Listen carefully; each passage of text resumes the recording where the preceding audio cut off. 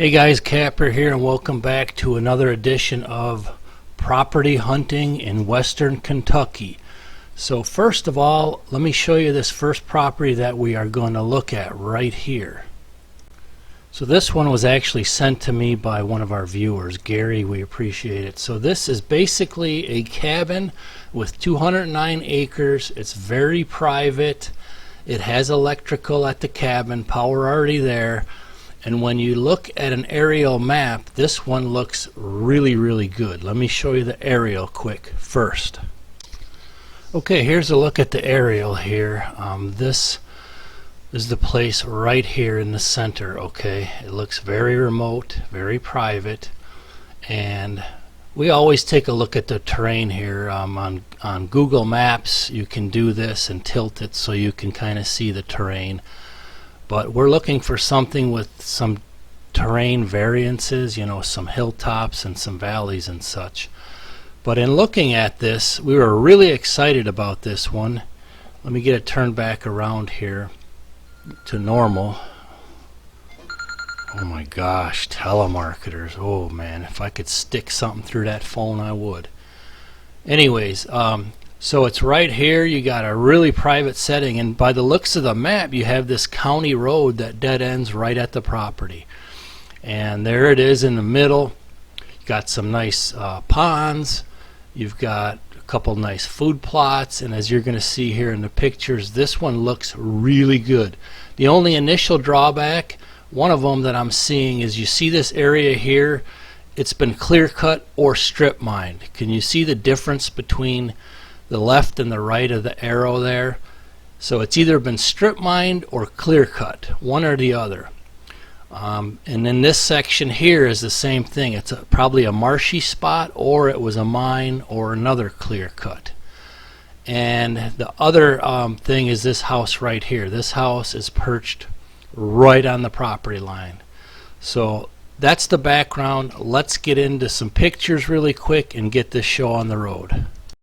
Alright, and here's the pictures on the website. It's important that I go through with these with you to give you a little background on what we look for. So you saw the cabin there. There's a nice buck right there. Look at this one. I'm not sure I'd put this in an advertisement. So anyways, it has power. You could see the line up there. They got a lot of deer pictures, which they all have deer pictures with corn feeders, but this one has some nice bonuses. It has watering holes, and it has several nice tower blinds. It has a lot of trails throughout this property, which is good. There's a building right back here, so you see that? That's that neighboring home that's right on the property line. So that's one drawback. But it does border what's called Hurricane Creek. This is one of the property lines, and that is beautiful. That creek is a year-round creek, which is awesome.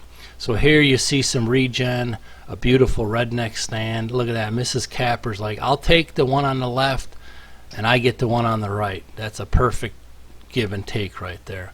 But another nice bonus tower, some deer rubs, you'll see them on every one, and some more watering holes.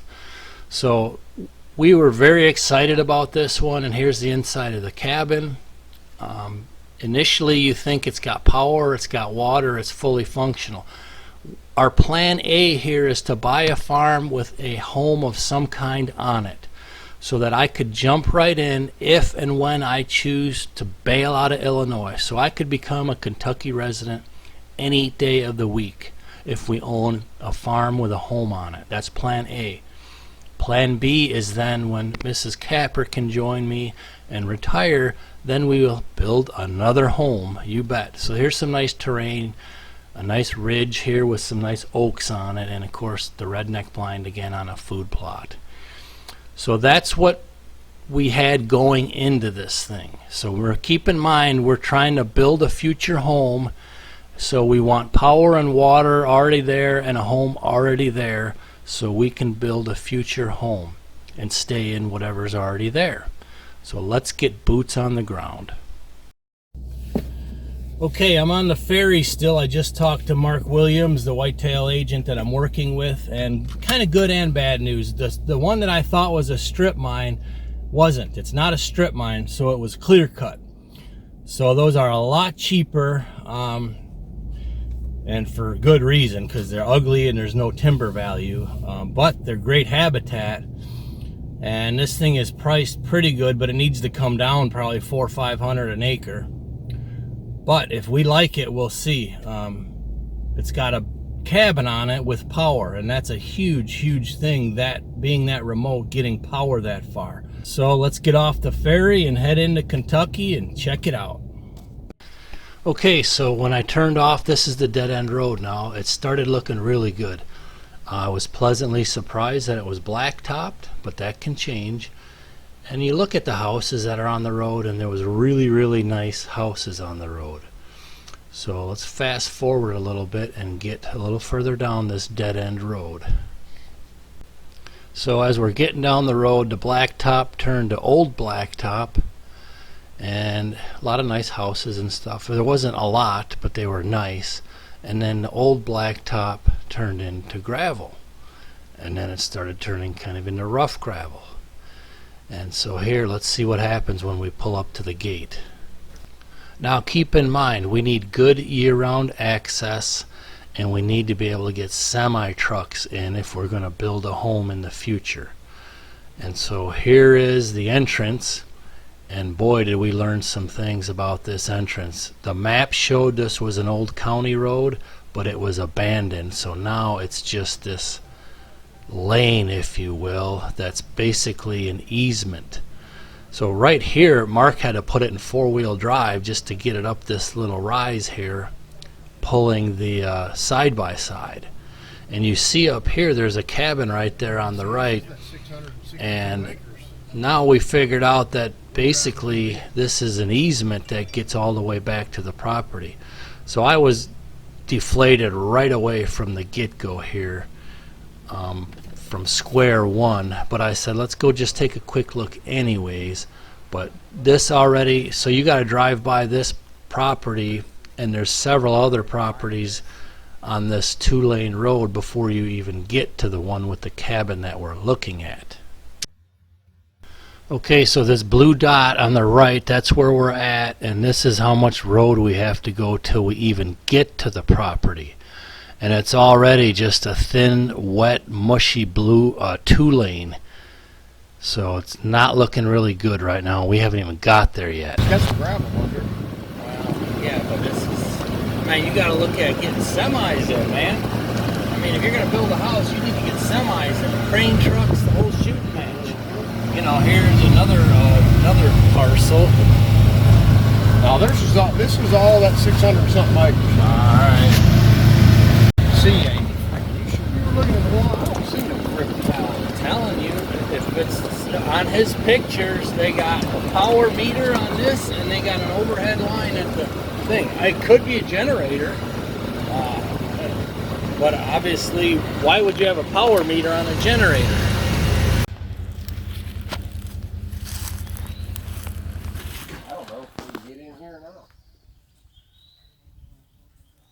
This is why you got to get boots on the ground. This is exactly why. You know, we saw the power. We knew there was power, and it is super remote. I mean, this would be a beautiful hunting camp, but you can't build a house back here. I mean, that road we just came in on, that's the access. It's an old county road, but it is no more. So you might even have deeded easement issues, because if you ain't got a deeded easement since the county road closed. I've had this in Missouri, and Mark just said he's had one just like this. It's still in court, tied up. Darn shame. There's a nice pond down there. That's their water. That's water, huh? You gotta haul it. You gotta bring it in? Yep. Well, there goes a bunny rabbit.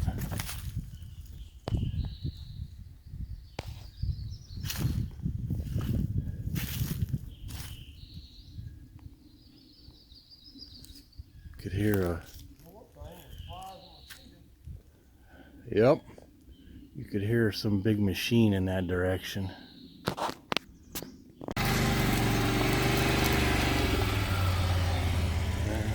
That's kind of a rough crossing.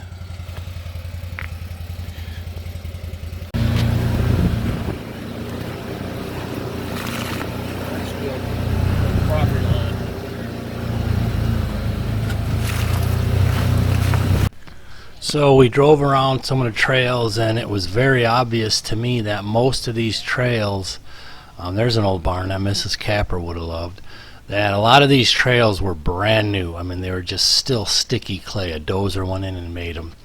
That's usually a sign to me that, you know, they either just finished the clear cut or they just put these roads in to try and make it look better to sell it, which is cool in some cases, but a lot of times these roads are going to have major runoff issues when they first cut them, especially if they don't cut them the right way. So let me show you this next section of road up here that they actually did kind of cut the right way. They put washboards across them to drain the water off them. But here you could see everything was just clear cut. It was just devoured to the ground, and the pines were coming back already. Looks like naturally because there's no rows to them or anything, but it's all wiped out, clear cut here.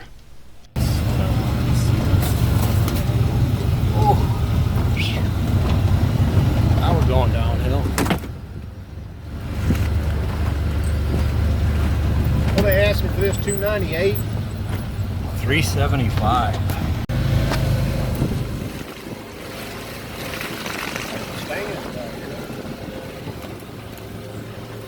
That's her tree.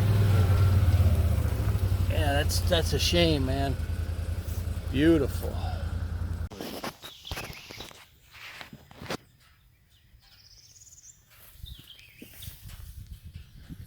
Yeah, boy, the wife would have loved this spot, you know, just come have a picnic down here, man. Beautiful.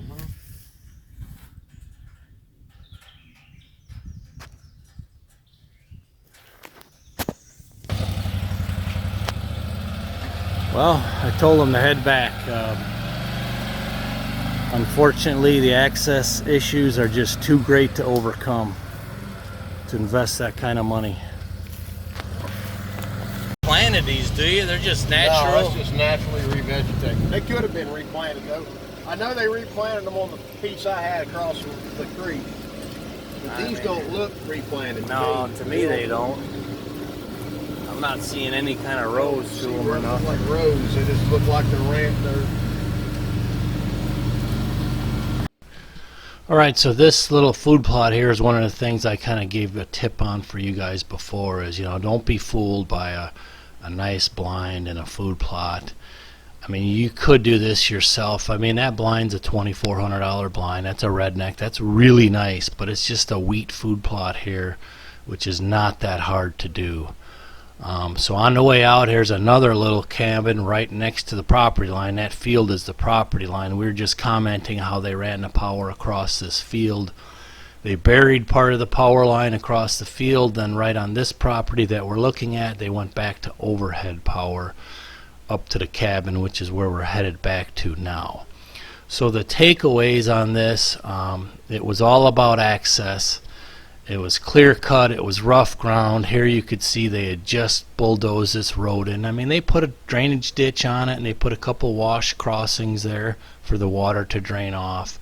But in the end, this one wasn't going to work. So this was the one I was really excited about. So from here, I went to the next one, and you're going to really want to stay tuned for the next video coming out because let's just say you got to see the next video. So stay tuned for the next one. Don't forget to like and subscribe. We appreciate all the support and the teamwork of you guys being on board with us, because it does take a lot of time and effort putting together videos of our adventures. So thank you again. Stay tuned for the next farm showing. You're definitely going to want to see it. Kapper out.